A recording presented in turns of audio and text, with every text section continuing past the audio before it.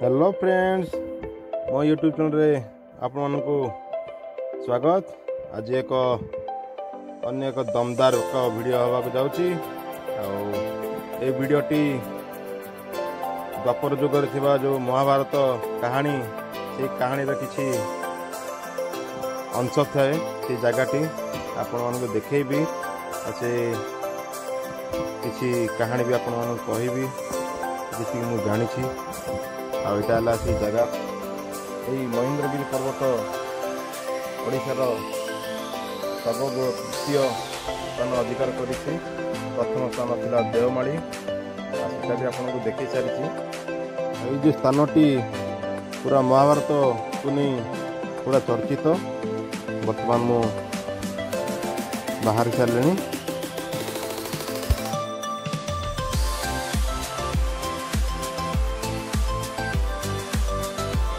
बर्तमान मु गुणपुर पहुँची गलि। यहाँ अच्छी से बंशधारा ब्रिज जो नदी भी जाऊँगी बंशधारा नदी। ये वीडियो रे आपन को बहुत किसी प्राकृतिक सौंदर्य भरा रास्ता एवं पहाड़ बहुत बढ़िया लगे आपन को।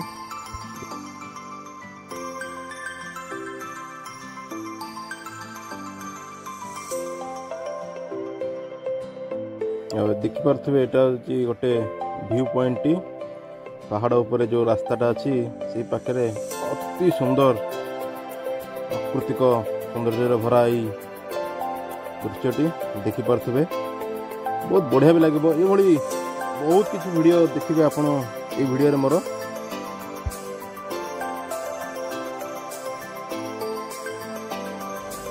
बर्तमान मु कईपुर पहुँची गलिनी। ये जो गाँ अच्छी कईपुर लेफ्ट साइड जाकि आपन महेंद्रगिरी चढ़ा पड़ो। एठू मात्र 13 किलोमीटर दूर। एठू रास्ताटा बहुत खराब हुए कहीं बहुत पहाड़िया अंचल 13 किलोमीटर पूरा।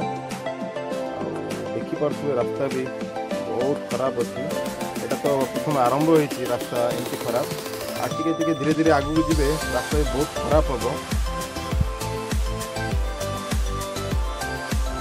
जेहेतु मुझे प्रोग्राम कर बाहर थी तो से खराब रास्तार वीडियो बेसी बनईनी।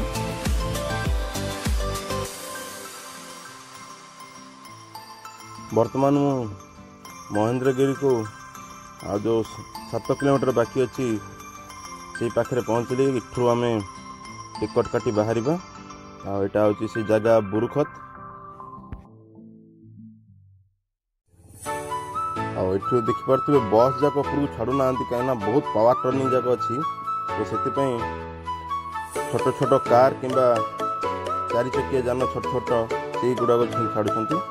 यहाँ से टिकट घर बाइक 20 टंका और 4 व्हीलर 100 टंका। ये बुरुखतर बाम पार्श्वे थिला हनुमान मंदिर से दर्शन कर बर्तमान बाहर सारे। यहाँ हूँ घाटी 7 किलोमीटर। ये रास्ता भल थी किंतु बहुत पावर टर्निंग जाक देखिपे प्रत्येक 10 ରୁ 15 मीटर भितर गोटे गोटे पावर टर्निंग आसे। जेहेतु कि सिंगल आसी सिंगल हैंड बाइक ड्राइव कर सिंगल हैंड वीडियो भी कर बहुत कष्ट भी लगुला चलैवा।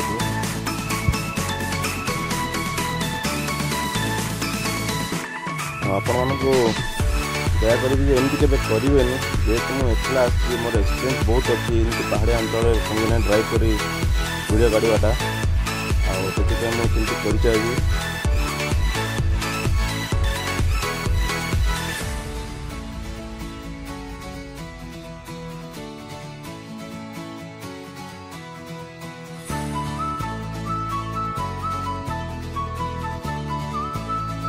एठी आप देखिए एते सुंदर नजारा प्रकृतिर सौंदर्य बहुत बढ़िया लगे। आपको आसला बेले ये रही आपको देखेबी।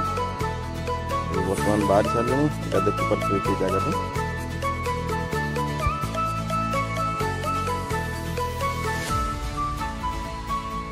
ये पर्वतर अति सुंदर नदी दुईटी बाहरी जार ना है महेंद्र तनया आ घोड़ाहाड़ नदी। ମୁଁ ଭାବିଥିଲି ଆଜି ये लोक गहଳି ଥିବେ ବୋଲି ଉପରେ, କିନ୍ତୁ ତାର ଅଲଟା ହେଇଛି। କାହିଁକିନା ଶ୍ରାବଣ ମାସ ଶେଷ ସୋମବାରରେ କିଛି ଲୋକ ଆସନ୍ତି ଏଠି ପାଣି ପକାଇ ଯାଆନ୍ତି ବୋଲି ଶୁଣିଛି ମୁଁ। ଯେହେତୁ ଲୋକ ବି କେହି ନାହାନ୍ତି ଭିଡ଼ିଓ କାଢ଼ିବାରେ ମୁଁ ସମର୍ଥ ହେଇଛି, କାରଣ ଲୋକ ଅଧିକ ଥିଲେ ମୁଁ ଭିଡ଼ିଓ କାଢ଼ି ପାରିନଥାନ୍ତି, କାରଣ ବହୁତ ଟ୍ରାଫିକ୍ ଜାମ୍ ହେଇଥାନ୍ତା, ଏଠି ଗାଡ଼ି ଆସିଥାନ୍ତା ଅଧିକ। तो ଦେଖିପାରୁଛ ବହୁତ ସୁନ୍ଦର ନଜାରା।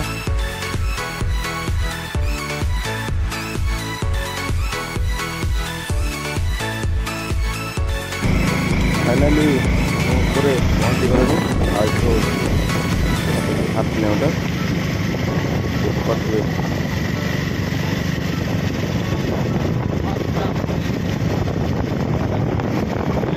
ବଢ଼ିଆ ଲାଗିବ ଦେଖିପାରୁଥିବେ ଏ ଜାଗାଟି ଏବେ ବର୍ତ୍ତମାନ ପହଞ୍ଚି ସାରିଲୁଣି। ପଛରେ ଗୋଟେ ଭାଇ ବସିଛନ୍ତି, ଯେଉଁଟାକି ପାଖରେ ମୋତେ ଲିଫ୍ଟ ମାଗିଥିଲେ, ବହୁତ ହାଲିଆ ଯାଇଥିଲେ, ସେଥିପାଇଁ ମୁଁ ତାଙ୍କୁ ଲିଫ୍ଟ ଦେଇଥିଲି। ଏବେ ମୁଁ ସିଙ୍ଗଲ ହ୍ୟାଣ୍ଡରେ ଗାଡ଼ି ଚଲାଇବାକୁ ଟିକେ ଡରୁଛନ୍ତି।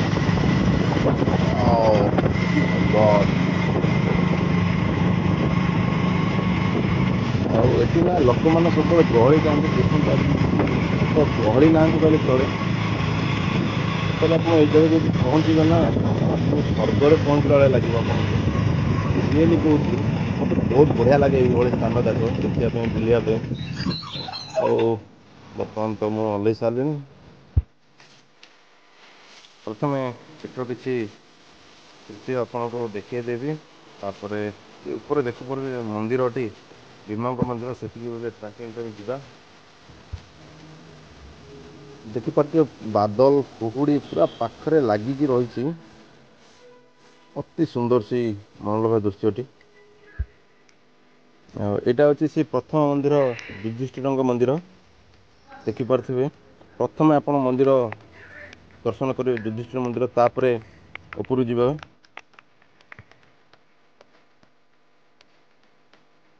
ଦେଖିପାରୁଥିବେ ମନ୍ଦିରର କାରୁକାର୍ଯ୍ୟଟି କୋଉଭଳି ହେଇଛି। ସେତେବେଳେ ବିନା ସିମେଣ୍ଟ କେତେ ବଢ଼ିଆ ତିଆରି କରିଥିଲେ ସେଥିପାଇଁ ଆମର ରାଜାମାନେ। ଯୁଧିଷ୍ଠିରଙ୍କ ମନ୍ଦିର ବାମ ପାର୍ଶ୍ୱରେ ଥିଲା ଏଇ ପରଶୁରାମଙ୍କର ଯଜ୍ଞସ୍ଥଳୀ। ଏଠି ସିଏ ଭଗବାନ ବିଷ୍ଣୁଙ୍କୁ ପାଇବା ପାଇଁ ବୋଲି ପୂଜା କରିଥିଲେ। ଦେଖିପାରୁଥିବେ ଏବେ ଆମେ ଭୀମଙ୍କ ମନ୍ଦିର ଆଉ ବହୁତ ହାଲିଆ ବି ହେଇଗଲୁଣି। ଆଉ ଏଥର ଦେଖିବେ ସେ ଯେଉଁ ପ୍ରାକୃତିକ ସୌନ୍ଦର୍ଯ୍ୟ। ପାଖାପାଖି 3 କିଲୋମିଟର ଟ୍ରାକିଂ କଲା ପରେ ଆମେ ପହଞ୍ଚିଲୁ ପାହାଡ଼ର ଟପ୍ରେ ଥିବା ଭୀମ ମନ୍ଦିର। ଦେଖିପାରୁଥିବେ ସେ ସମୟରେ ଏଭଳି କାର୍ଯ୍ୟ ହେଇଥିଲା। ଆଉ ଏଥିରୁ ଦେଖିପାରୁଥିବେ ସେ ତଳର ସେ ଦୃଶ୍ୟଟି ଅତି ସୁନ୍ଦର। ଦେଖିପାରୁଥିବେ କେତେ ଉପରକୁ ଆମେ ଆସିଲୁଣି ଟ୍ରାକିଂ କରିକି। ଆଉ ଚାଲନ୍ତୁ ଏବେ ମନ୍ଦିର ଭିତରକୁ ଯିବା। ଦେଖିପାରୁଥିବେ ମାନେ ୱିଥାଉଟ୍ ସିମେଣ୍ଟରେ କେଉଁଭଳି ତିଆରି ହେଇଥିଲା ସେଇ ସମୟରେ। ଦେଖିପାରୁଥିବେ ଏଠି ବି ଶିବ ପୂଜା ପାଆନ୍ତି। ଆଉ ସେଠି କିଛି ଦୃଶ୍ୟ ଏଠି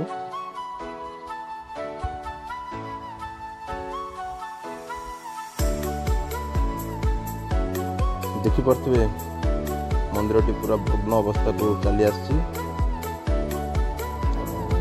ବହୁତ ବଢ଼ିଆ ବି ଲାଗିବ ଆପଣଙ୍କୁ ଏଭଳି ସ୍ଥାନ ବୁଲିବା ପାଇଁ।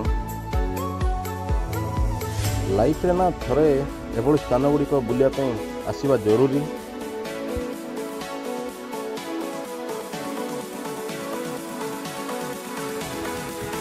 ଦେଖିପାରୁଥିବେ ଏ ଉପରୁ এই ଦୃଶ୍ୟଟି, এটা ହେଉଛି ମନ୍ଦିରର ପଛପଟ ଏରିଆଟା। ଆଉ ଭୀମ ମନ୍ଦିରରେ କିଛି ସମୟ ଦେଖିବା ପରେ ମୁଁ ବାହାରିଲି ଅର୍ଜୁନ ମନ୍ଦିର ଆଉ କୁନ୍ତୀ ମନ୍ଦିର। ବର୍ତ୍ତମାନ ବର୍ଷା ବି ଷ୍ଟାର୍ଟ ହେଇଗଲାଣି, ତ ଭାବୁଛି ଆଜିର ଏଇ ବ୍ଲଗିଂଟି ଏଠି ବନ୍ଦ କରିଦେବି। କାହିଁକିନା ଏଠୁ ଓହ୍ଲେଇକି ମୁଁ ଆହୁରି ଯିବା ଅଛି, ଆଉ ସେଠୁ ପୁଣି ବାଇକ୍ରେ ଯିବା ଅଛି ତଳକୁ କଇଁପୁର। ତ ସେଥିପାଇଁ ପ୍ରୋବ୍ଲେମ୍ ମୋତେ ବାଇକ୍ରେ ଯିବାଟା ବର୍ଷା ଟାଇମ୍ରେ। ତ ତେଣୁକରି ଏ ଭିଡ଼ିଓଟି ଏଠି ଏଣ୍ଡ କରିଦେବି। ଆଉ ଆସିବା ସମୟରେ ଦେଖିବେ ଏଇଟା ଅତି ସୁନ୍ଦର ନଜାରା, ସେଇଟା ଅତି ସୁନ୍ଦର, ବହୁତ ବଢ଼ିଆ ଲାଗିବ ଆପଣଙ୍କୁ। ତାପରେ ନେକ୍ସଟ ଟାଇମ୍ରେ କେତେବେଳେ ଯଦି ଆସିବି ଏ ଭିଡ଼ିଓ ପୁରା ଆପଣଙ୍କୁ ପୁରା ପ୍ରପରଲି ଦେଖେଇବି। ଆଉ ଚାଲନ୍ତୁ ବାହାରି ସାରିଲିଣି ମୁଁ ଅଲରେଡ଼ି, ଯିବା ଏବେ ତଳକୁ। ଦେଖିପାରୁଥିବେ ବର୍ଷା ଟିକେ କମିବାର ନାଁ ନେଉନି। ଆଉ ଏ ଭିଡ଼ିଓଟି ଆପଣମାନଙ୍କୁ କେମିତି ଲାଗିଲା କମେଣ୍ଟ ବକ୍ସରେ ଲେଖି ଜଣାଇବେ। ଆଉ ମୋ ଚ୍ୟାନେଲକୁ ସବସ୍କ୍ରାଇବ୍ କରିଦେବେ। ଧନ୍ୟବାଦ।